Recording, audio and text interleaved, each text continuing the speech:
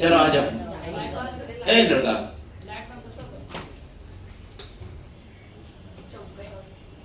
चलो आ जाओ। क्या 10th क्लास का क्या पढ़ रहे हम लोग? बायोलॉजी में चैप्टर नंबर 3 है ना? ये है जीव जनन कैसे करता है।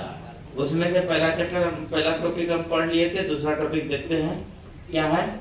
डीएनए। डीएनए प्रतिकृति का प्रजनन। डीएनए प्रतिकृति का प्रजनन। सबसे पहले देख लेते हैं डीएनए है क्या, कौन खोजा, कैसे कैसे इसका महत्व है, ठीक ना। तो डीएनए क्या है? Deoxy ribo nucleic acid. इसका फुल फॉर्म क्या है? Deoxy ribo nucleic acid.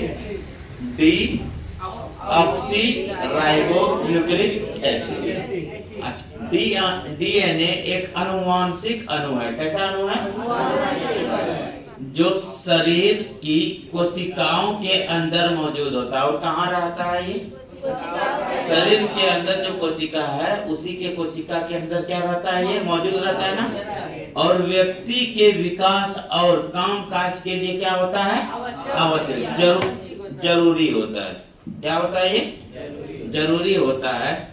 आवश्यक आनुवांशिक क्या बोलता है? जानकारी देता है। तो फिर से एक बात देख लेते हैं। डीएनए एक आनुवांशिक अणु है। कैसा अणु है? तो ऑब्जेक्टिव क्वेश्चन यहाँ सॉल्व हो जाएगा। डीएनए कैसा अणु है? आनुवांशिक अणु ना, जो शरीर की कोशिकाओं के अंदर मौजूद होता है और व्यक्तियों के विकास और काम काज करने की क्षमता को की आवश्यकताओं को क्या करता है? आनुवांशिकी क्या करता है? जानकारी रखता है। क्लियर है? आगे डीएनए का मुख्य काम आनुवांशिक जानकारी को एक पीढ़ी से दूसरी पीढ़ी तक पहुंचाना। तो डीएनए का मुख्य काम क्या है? आनुवांशिक जानकारी को एक पीढ़ी से दूसरी पीढ़ी तक पहुंचाना। जैसे कि मान के एग्जांपल के तौर पे आप जैसा, आप ही के जैसा क्या होगा? आपका बाल बच्चा होगा ना, उसी के आनुवांशिकता के, आप ही के मानसिकता के साथ में होंगे। वो जैसा आपका मानसिकता है, बच्चा क्या रहेंगे? वही मानसिकता पे चलेंगे। क्लियर है? इसी को क्या बोलते हैं? आनुवांशिक। डीएनए का मुख्य काम क्या है? आनुवांशिक जानकारी को एक पीढ़ी से दूसरे पीढ़ी। अच्छा, डीएनए के खंडों को क्या कहा जाता है? डीएनए के खंडों, डीएनए को छोटा छोटा टुकड़ा करेंगे तो उसको खंड बोले ना। तो खंड को क्या बोलेंगे? जीन। जो बालों और किसको? आंखों का रंग को क्या करता है? अच्छा, बालों और आंखों के रंग का निर्धारण कौन करता है? जीन। जीन किससे बना है? डीएनए से। क्लियर है? आगे बढ़े। डीएनए का महत्व देख लेते हैं। आपका किताब में पहला क्वेश्चन है डीएनए प्रतिकृति जनन तथा उसके महत्व का को लिखा। पहला क्वेश्चन यही है, देखिएगा।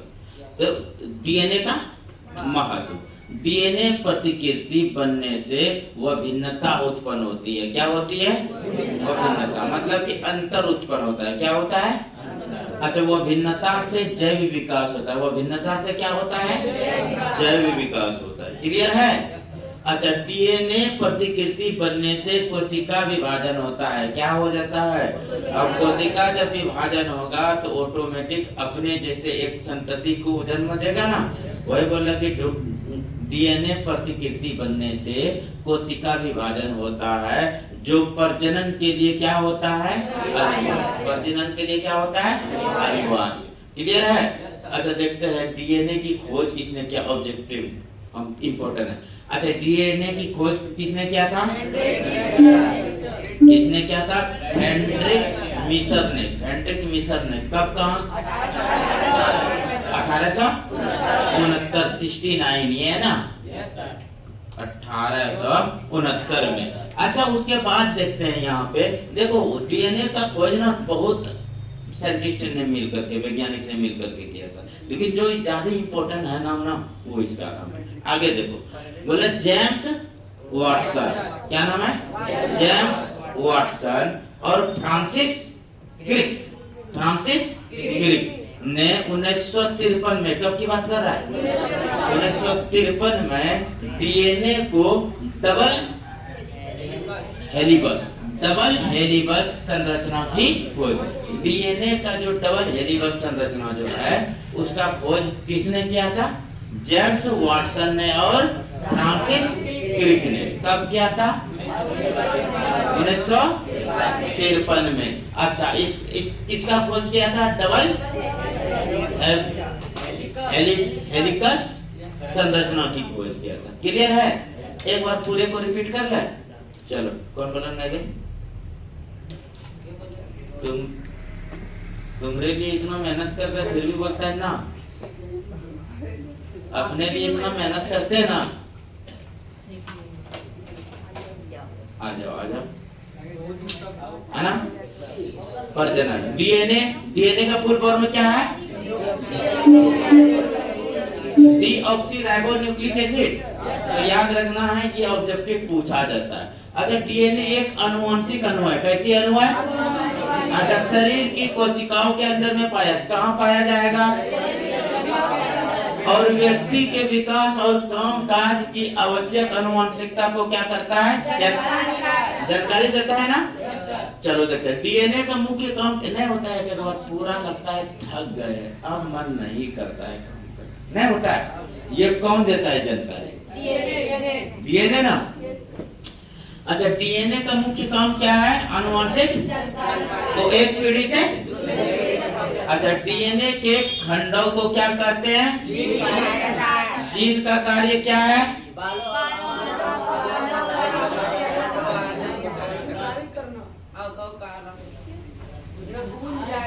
चलो, डीएनए का महत्व देख लेते हैं। डीएनए प्रतिकृति बनने से वो भिन्नता उत्पन्न होती है। वह भिन्नता से क्या होता है?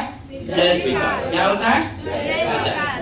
डीएनए प्रतिकृति बनने से कोशिका विभाजन होता है, जो प्रजनन के लिए क्या होता है? अच्छा, डीएनए की खोज किसने किया था?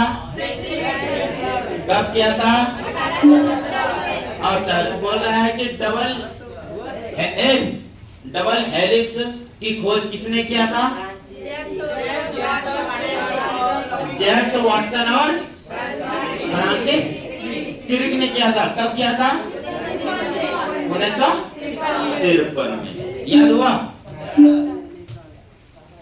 चलो, जीव क्या बोलता है? एकल जीवों में प्रजनन की विधि दो विधि है। कितना विधि? एक द्विखंडन, जिसको विखंडन बोलते हैं ना। विखंडन या तो द्वि या खंडन या खंडन या बहुखंडन। देखते हैं, विखंडन या द्विखंडन। क्लियर है? अच्छा, किसी कोशिकाओं की पूर्णतः मतलब पूरी तरह से विकसित होने पर उसका केंद्र विभाजित हो जाता है। और उसका केंद्र क्या हो जाता है? अभी अमीबा का देखें ना, पूरी तरह से विकसित होने के बाद वो क्या हो जाएगा? दो भागों में बढ़ जाएगा। अच्छा, विभाजित केंद्र के दोनों अर्ध भाग, दोनों आधा भाग कोशिका द्रव्य के आधे भाग को लेकर अलग हो जाता है। बताए ना? तो उसमें क्या क्या पाया जाता है? अमीबा में क्या पाया जाएगा? केंद्रक पाया जाएगा। केंद्रक के चारों ओर क्या पाया जाएगा? केंद्रक द्रव पाया जाएगा। तो ये दो पार्ट में होगा, तो दोनों पार्ट में ना आधा चीज जाएगा। इस प्रकार दो अनुजात कोशिका बन जाती है और विकसित होकर दो नए जीव बनती है। इस विधि को क्या कहते हैं? क्या कहते हैं? अच्छा, एक कोशिका विभाजित होकर दो समान अनुजात, और एक कोशिका जब विभाजित होगा तो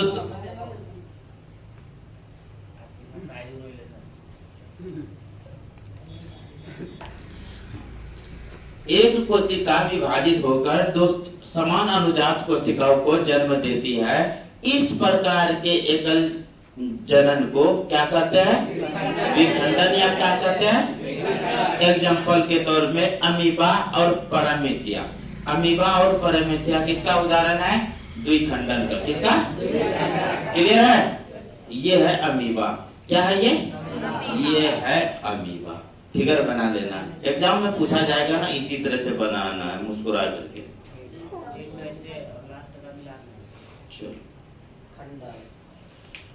अब क्या पढ़ने वाले अपना? खंडर नहीं है। कौन बोला खंडर है? खंडन।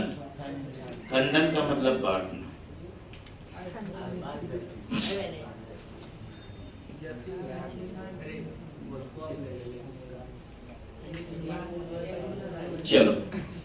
खंडन। दूसरे नंबर पे कौन से आएंगे? खंडन। खंडन और लैंगिक जनन की विधि है। किस जनन की विधि है? और लैंगिक जनन की विधि है ना। और लैंगिक जनन की विधि है जिसमें जीव का शरीर अनेक भागों में टूटकर, मतलब कि जीव का शरीर छोटे छोटे भागों में, बहुत सारे भागों में टूटकर नए जीवों का क्या करता है? निर्माण करता है। इस प्रकार के जनन में जीवों का शरीर यांत्रिक कारणों से या अंदरूनी कारण से दो या दो से अधिक टुकड़े में विखंडित हो जाता है। प्रत्येक खंड अपने खोए हुए भाग को क्या करते हैं? विकास कर पूर्ण विकसित होकर नए जीवों में परिवर्तित हो जाता है और सामान्य जीवन यापन। क्लियर है? अच्छा देखो इसका एग्जांपल देखो, स्पायरोगैरा और कौन सा? हाइड्रा। स्पायरोगैरा और हाइड्रा, इसमें एक प्रकार का जनन पाया जाता है। अच्छा स्पायरोगैरा या हाइड्रा का एग्जांपल दो। सबसे पहले देखो ये कटकुनिया सब देखा है, ये धीरे धीरे क्या होते जाएगा? विकसित हो जाएगा। विकसित होकर के एक टाइम में ऐसा आएगा कि ये एक दूसरे से क्या हो जाएगा? अलग हो जाएगा। और अलग हो जाने के बाद क्या होगा? वो अलग हो जाने के बाद वो अलग अकेला हो जाएगा। ठीक है, यहाँ पर क्या कितना था? दो ना। धीरे धीरे क्या हो गया? अपने आप में अलग हो गया। ये क्या हुआ? विखंडन। क्या हुआ? अब कल जो पढ़ने वाले हैं द्विखंडन और विखंडन में अंतर। अच्छा वैसे नहीं भी पढ़ाएंगे यहाँ से अंतर नहीं निकल पाओगे, निकल लोगे ना। तो कल होमवर्क यही रहा, खंडन और विखंडन और खंडन में अंतर स्पष्ट करो। लिखो तो क्वेश्चन लिखो, खंडन और द्विखंडन में अंतर स्पष्ट करें। क्वेश्चन लिखो और कम से कम 4 पॉइंट होना चाहिए। कितना पॉइंट? 4 पॉइंट। क्लियर है?